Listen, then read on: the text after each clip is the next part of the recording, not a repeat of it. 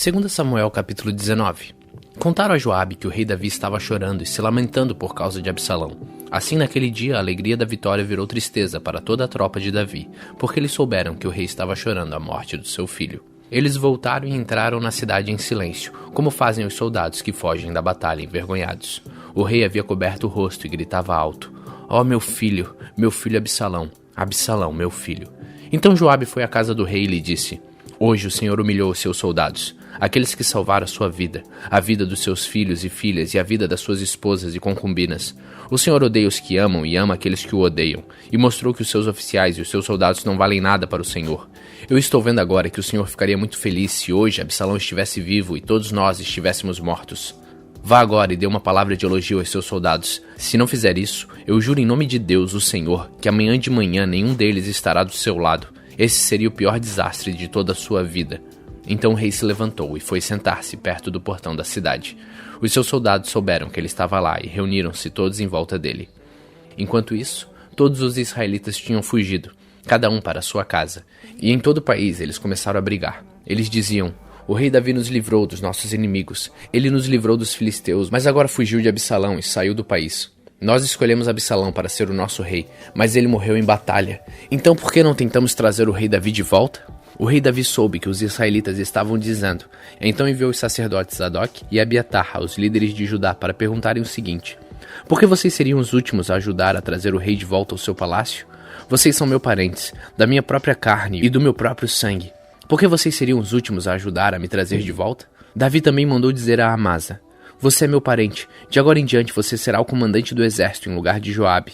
Que Deus me mate se eu não fizer isso." Com essas palavras, o rei ganhou o coração de todos os homens de Judá, e eles mandaram-lhe dizer que voltasse com todos seus oficiais. Davi voltou e chegou até o rio Jordão. Os homens da tribo de Judá foram encontrá-lo em Gilgal para acompanhá-lo na travessia do rio. Ao mesmo tempo, Simei, o benjamita, filho de Gera, da cidade de Baurim, foi depressa ao rio Jordão para se encontrar com o rei Davi. 1000 homens da tribo de Benjamim estavam com Simei. Também Ziba, que trabalhava para a família de Saul, foi ao Jordão com seus 15 filhos e 20 empregados. Eles chegaram lá antes do rei e atravessaram o Jordão para acompanhar a gente do rei na travessia do rio e fazer tudo o que o rei quisesse. Quando o rei estava se aprontando para atravessar o rio, Simei se jogou no chão em frente dele e disse: "Ó rei, eu peço que perdoe o mal que lhe fiz no dia que o Senhor saiu de Jerusalém. Esqueça o que eu fiz, nunca mais pense nisso. Eu sei que fiz uma coisa errada e é por isso que sou a primeira pessoa das tribos do norte a vir encontrá-lo hoje." Então Abissai, cuja mãe era Zeruia, disse: "Simei deveria morrer por ter amaldiçoado aquele que Deus escolheu como rei." Mas Davi disse a Abissai e ao seu irmão Joabe: "Vocês, filhos de Zeruia, não tem nada a ver com isso. Vocês estão querendo me criar problemas? Agora eu sou o rei de Israel, e nenhum israelita será morto hoje." E disse a Simei: "Eu juro que você não será morto." Mefibosete, o neto de Saul, também desceu para ir ao encontro do rei. Ele não havia lavado os pés, nem aparado a barba, nem lavado as suas roupas desde o dia em que o rei tinha saído de Jerusalém, até o dia em que voltou vitorioso. Quando Mefibosete chegou de Jerusalém para se encontrar com o rei, este lhe perguntou: "Mefibosete, por que você não foi comigo?" Ele respondeu: "Ó rei, o senhor sabe que sou aleijado. Eu mandei meu escravo arrear o meu jumento para que pudesse montar e ir com o senhor, mas o meu escravo me traiu. Ele contou mentiras a meu respeito, mas o Senhor é como um anjo de Deus e sabe a verdade. Portanto, faça o que achar melhor. Toda a família do meu pai merecia ser morta pelo Senhor, mas o Senhor me deu o direito de comer junto com o Senhor. Eu não tenho o direito de lhe pedir mais nenhum favor." O rei respondeu: "Não diga mais nada. Eu resolvi que a propriedade de Saul será dividida entre você e Ziba." "Que Ziba fique com tudo", respondeu Mefibosete. "Para mim é suficiente que o Senhor tenha voltado em paz para casa." Barzilai, da cidade de Rogelim, que ficava na região de Gileade, também tinha vindo da sua cidade para acompanhar o rei na travessia do rio Jordão. Barzilai era bem velho, tinha 80 anos de idade, era muito rico e quando o rei estava em Manaim, ele o havia sustentado.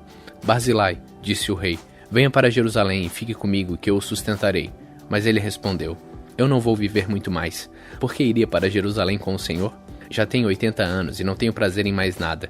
Não sinto gosto do que como ou bebo, e já não posso ouvir a voz dos cantores. Eu seria somente um peso para o Senhor. Não mereço uma recompensa tão grande como essa. Eu irei com o Senhor até um pouco depois do rio Jordão. Deixe-me voltar para casa e morrer perto dos túmulos dos meus pais. Mas aqui está Quimã, o meu escravo. Leve-o com o Senhor e faça por ele o que achar melhor."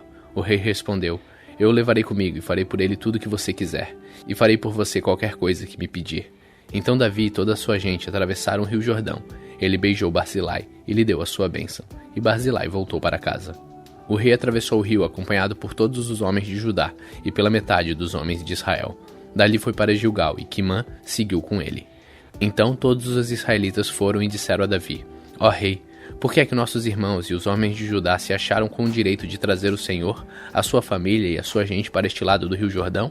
Os homens de Judá responderam: Nós fizemos isso porque o rei é o nosso parente. Será que isso é razão para vocês ficarem zangados? Será que o rei pagou pela nossa comida ou nos deu alguma coisa? Os israelitas disseram: Nós temos 10 vezes mais direito sobre o rei do que vocês, embora ele seja o seu parente. Por que vocês fizeram pouco caso de nós? Afinal de contas, nós fomos os primeiros a falar de trazer o rei de volta. Mas a resposta dos homens de Judá foi ainda mais violenta do que a dos homens de Israel.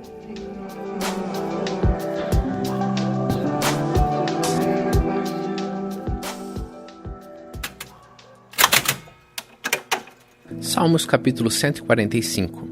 Meu Deus e meu Rei, eu anunciarei a sua grandeza e sempre serei grato a ti. Todos os dias te darei graças e sempre te louvarei. O Senhor Deus é grande e merece receber altos louvores. Quem pode compreender a sua grandeza? Ó Deus, cada geração anunciará a seguinte, as coisas que tens feito, e todos louvarão os teus atos poderosos. Eles falarão da tua glória e da tua majestade, e eu meditarei nas coisas maravilhosas que fazes.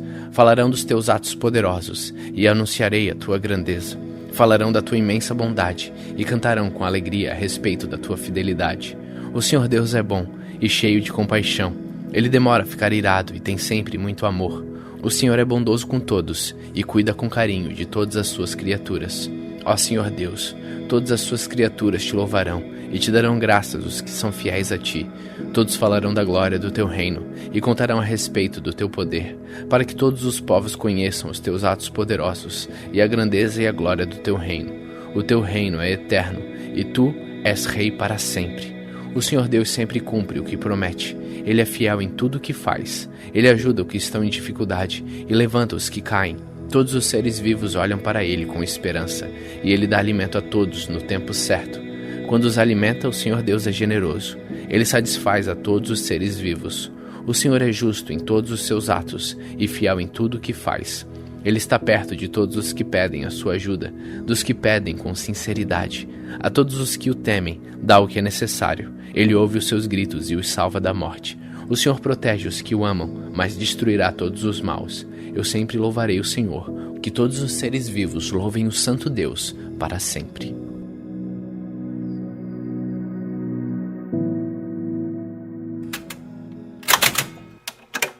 Segunda Tessalonicenses capítulo 1.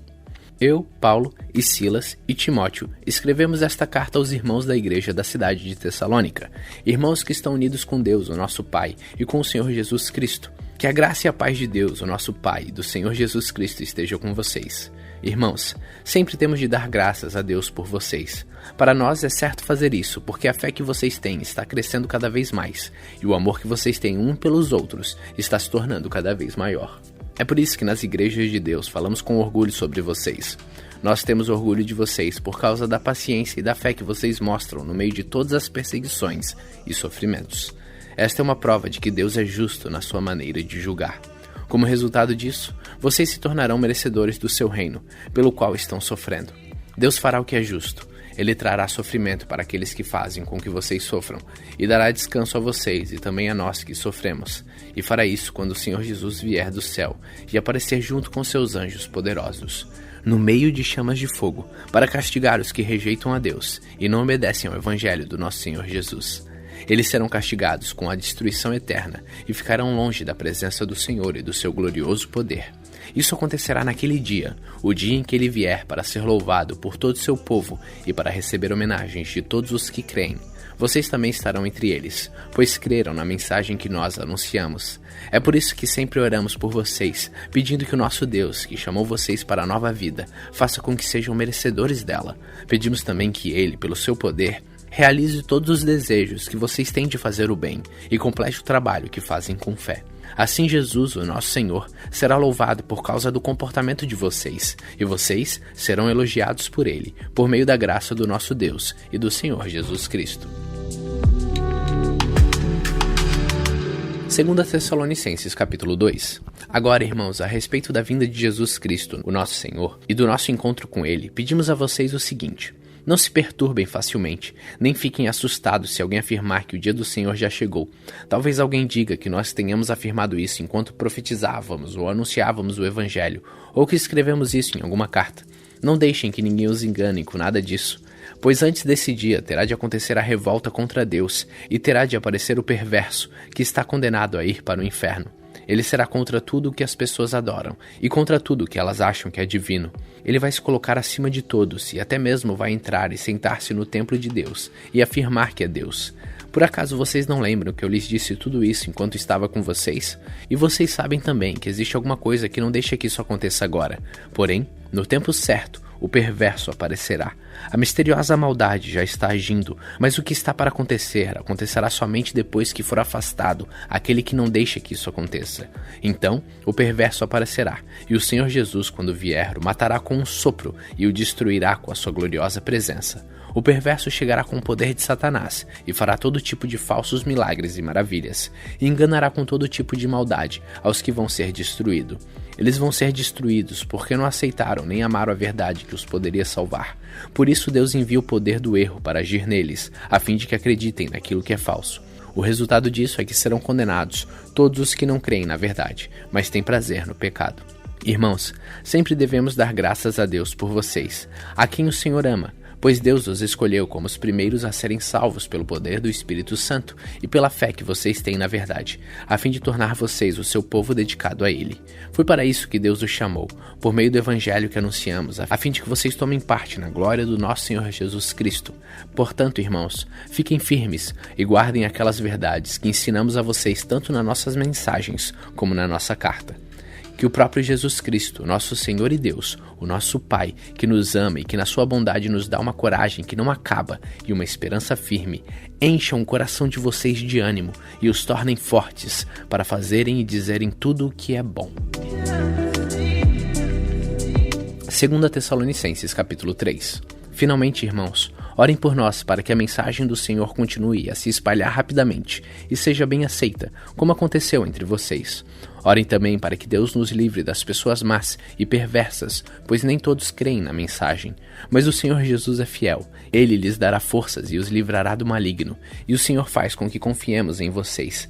Temos a certeza de que estão fazendo e continuarão a fazer o que lhes recomendamos. Que o Senhor os faça compreender melhor o amor de Deus por vocês e a firmeza que Ele, Cristo, dá. Irmãos, em nome do nosso Senhor Jesus Cristo, ordenamos a vocês que se afastem de todos os irmãos que vivem sem trabalhar e que não seguem os ensinamentos que demos a eles. Vocês sabem muito bem que devem seguir o nosso exemplo, pois não temos vivido entre vocês sem trabalhar. Não temos recebido nada de ninguém sem pagar. Na verdade, trabalhamos e nos cansamos. Trabalhamos sem parar dia e noite, a fim de não sermos um peso para nenhum de vocês.